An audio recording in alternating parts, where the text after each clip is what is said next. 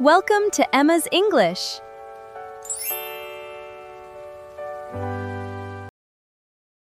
Hey English learners, welcome back to Emma's English Talk, your cozy little place to learn real everyday English through natural conversations. I'm Emma. And I'm Tom. We are so happy to have you here with us today for another fun chat. Today we are talking about something that I think absolutely everyone in the world can relate to. Oh, really? Is it a universal human experience? Yes, definitely. It is about a tiny daily struggle that happens in almost every single kitchen. Now I am very curious. What is this mysterious kitchen struggle? It is the mystery of the plastic food container cabinets and the lost lids. Oh no, you are speaking my language. That is a major problem in my house too. I knew it. No matter who you are or where you live, you probably have a cabinet full of plastic boxes. Yes, and absolutely none of the lids seem to fit the containers when you actually need them. Exactly. It is like they go to another world when we are not looking. It is a real mystery. I am so glad we are talking about this today because it happened to me just this morning. Really? What happened this morning, Tom? Well, I made some beautiful pasta for lunch and I had some leftovers. Leftovers are the best. It is so nice to have extra food for later. Yes, but putting them away was a complete adventure. Let me guess. You opened the cabinet and everything fell out. Yes, it was like a plastic waterfall hitting the kitchen floor. That is the classic container cabinet experience. It really is. I spent 5 minutes just trying to find one matching set. It is funny how such a simple thing can make us so frustrated in the morning. It truly can, but it's also a great topic for us to share some stories and learn some great English words. Yes, we have some wonderful vocabulary for our listeners today. I cannot wait to get into it. Let us dive deeper into this plastic container chaos. So, Tom, let us start from the beginning of your morning adventure. Sure. Like I said, I had this delicious pasta, and I grabbed a nice medium-sized blue container. Okay, that sounds like a good start. Blue's a nice color for a container. It is. But then I looked inside the cabinet to find the matching lid. And what did you see? It was just a giant pile of plastic. I could not see the back of the shelf. My cabinet is exactly the same. It is full of clutter. Clutter? That is a great word, Emma. Does clutter mean a messy collection of things that are not organized? Yes, that is exactly right. Clutter is when you have too many things in a space and they are messy and disorganized. That perfectly describes my kitchen cabinet. It is pure clutter. I think most people have a clutter cabinet in their home, especially for plastic storage. I agree. It is like a magnet for messiness. So, what did you do when you saw all that clutter? I had to sift through the pile for at least 3 minutes. Sift through? Can you explain what you mean by sift through? Of course, to sift through means to search or look through a large pile of things very carefully to find the one thing you need. I see. So you were moving all the plastic boxes around looking for the right one. Exactly. I was digging with both hands, throwing round lids and square lids to the side. That sounds like a workout. Did you find anything that looked correct? I found a lid that looked like it would fit. It was also blue and round. That sounds perfect. A blue container and a blue lid. That is what I thought too, but when I tried to put it on, it did not fit. Oh no, why not? The lid was just a little bit too small. It was a mismatch. A mismatch? So a mismatch means that two things do not match or do not fit together properly? Yes, you got it. A mismatch is when two things are different and cannot be used together, like a big container and a small lid. That is so annoying. You think you found the right one and then it's a mismatch. It is the worst feeling because they look so similar. Why do companies make lids that look almost exactly the same but are slightly different sizes? I think they do it to play a joke on us. There is no other explanation. It really feels that way sometimes. I have containers that are just 2 millimeters different. 2 millimeters? That is impossible to see with your eyes. I know. You cannot tell until you actually try to press the lid onto the container. And you push down really hard and one corner pops up. Yes, and then you push that corner down and the other side pops up. It's like a game of whack-a-mole in the kitchen. It really is. I usually get so angry that I just leave the container on the counter. I understand that feeling. This morning, I tried 3 different lids and they were all mismatches. 3? That is a lot of trying. Yes, I had a square one, a small round one, and a giant rectangular one. Why did you even try the giant rectangular one for a round container? I was desperate, Emma. I was not thinking clearly. Desperation makes us do crazy things in the kitchen. It really does. I was just hoping for a miracle. But the miracle did not happen? No, it did not. I just ended up with a pile of plastic on my floor and pasta still on the counter. That sounds like a very stressful start to your day. It was, but I learned a lot about my cabinet organization, or the lack of it. I think we all need to organize our cabinets better. How do you keep your containers, Emma? Do you have a system? I try to have a system, but it always breaks down after a week. What is your system when you try? I try to put all the lids in one big basket and stack the containers by size. That sounds like a very smart and beautiful system. It is beautiful for about 5 days, but then my husband puts a container away. The family members always ruin the system. Yes, he just throws the container into the cabinet without stacking it. My partner does the exact same thing. She just opens the door and tosses it in. It's like a basketball shot. They just throw it and hope it lands inside. And then, when I open the door next time, everything falls on my head. Exactly. It's a dangerous sport, opening the plastic container cabinet. We should wear helmets in the kitchen. That would be a funny sight, cooking with a helmet on. But honestly, it might be safer. It really might be. I think the biggest problem is that we keep too many containers. Yes. Why do we have so many? We only use about 5 of them regularly. I think we keep them just in case we need to store a giant feast.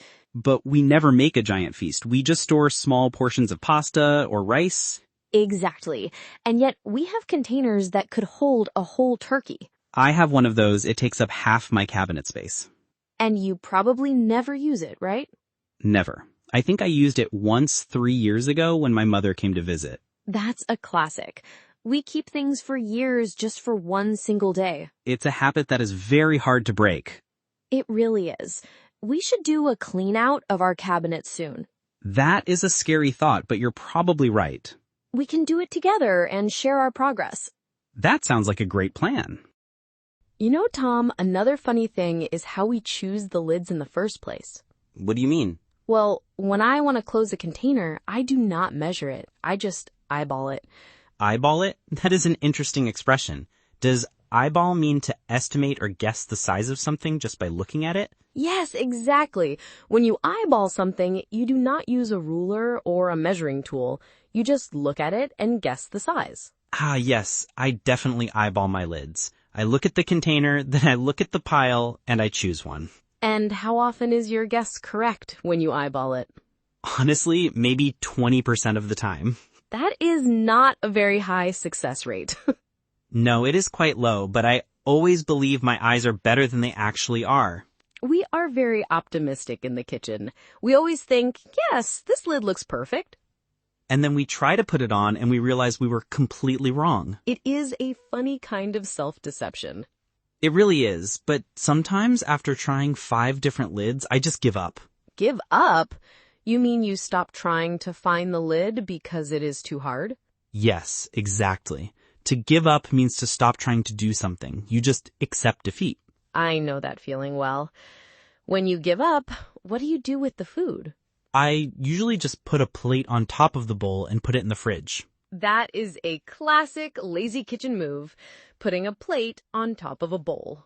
It works perfectly. The plate acts like a giant lid. It does, but it takes up so much space in the fridge. That is true. You cannot stack anything on top of the plate. Yes, the fridge becomes a very awkward space.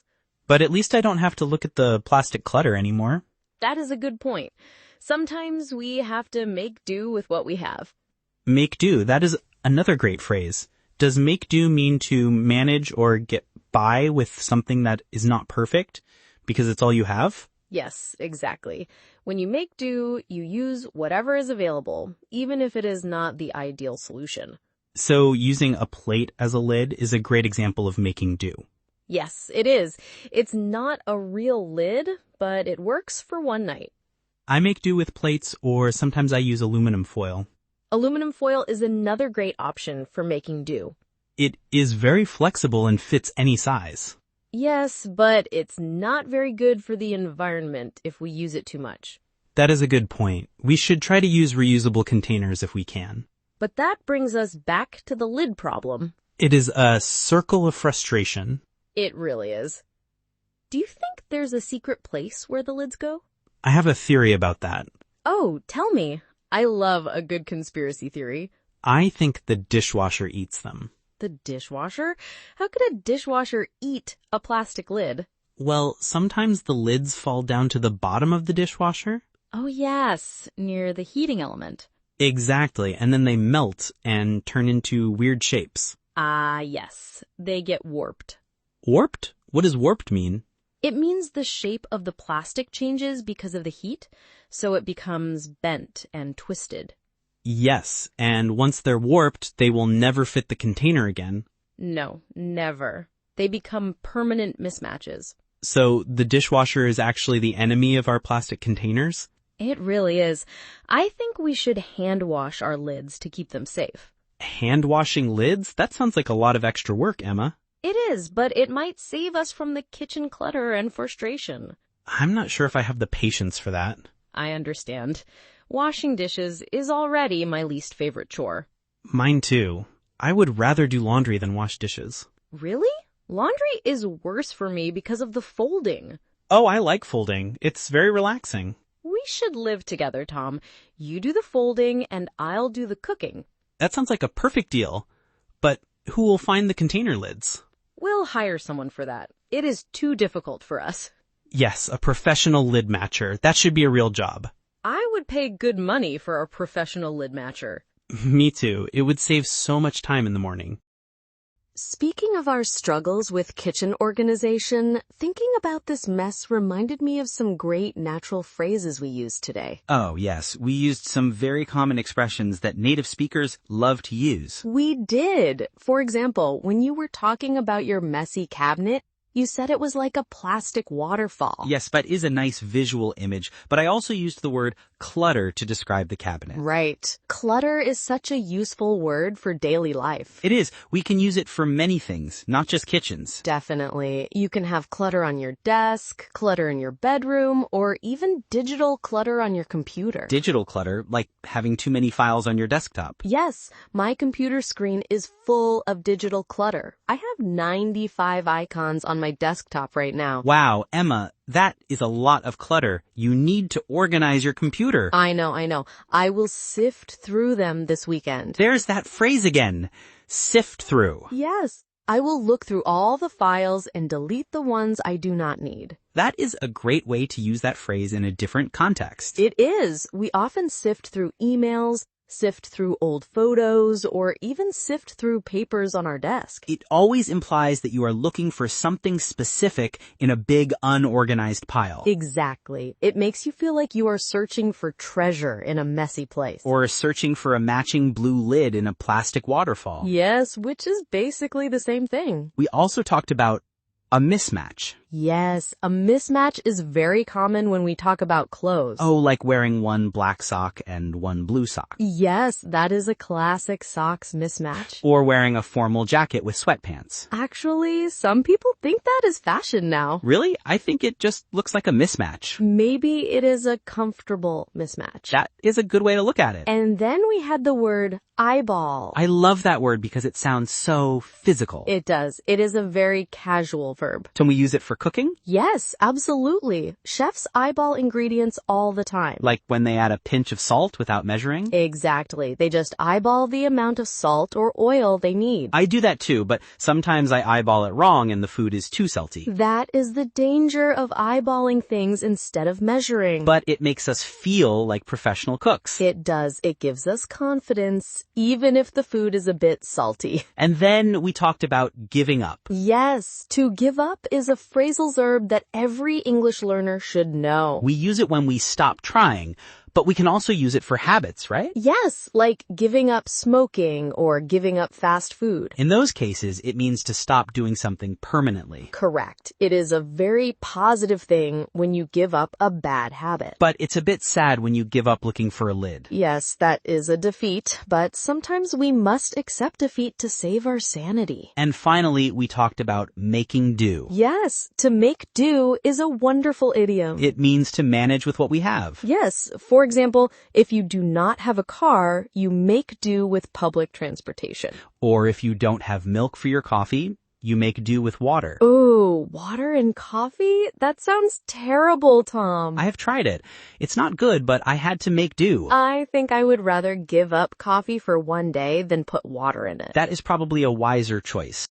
Speaking of remembering new words and expressions, did you know we have a PDF script available for this episode? Oh, yes. The PDF script is incredibly helpful for our listeners. It really is. You can read every single word we say while you listen to our voices. That is great for practice, especially if you want to shadow our speech. Shadowing is a wonderful way to improve your English pronunciation and rhythm. It is. You just listen and repeat the words at the same time as us. You can find the link to the PDF script in the description below, and we also pinned it in the comment section. It is completely free, so please go ahead and download it. And while you are down there, do not forget to subscribe to our channel. Yes, please subscribe and hit the notification bell. That way, you will never miss a new conversation with us. We love making these episodes for you, and your support means the world to us. It really does. Thank you so much for being part of our English learning family. All right, and speaking of reviewing, before we say goodbye today, let us do a quick review of our 6 target words. That is a great idea. Let us do a quick word tour to make sure we remember them. Our first word was clutter. Yes, clutter is a noun. It means a messy, unorganized collection of things. For example, my desk is full of clutter. Perfect. Our second expression was sift through. Sift through is a phrasal verb. It means to search through a large pile of things to find what you want. For example, I had to sift through 50 emails this morning. Excellent.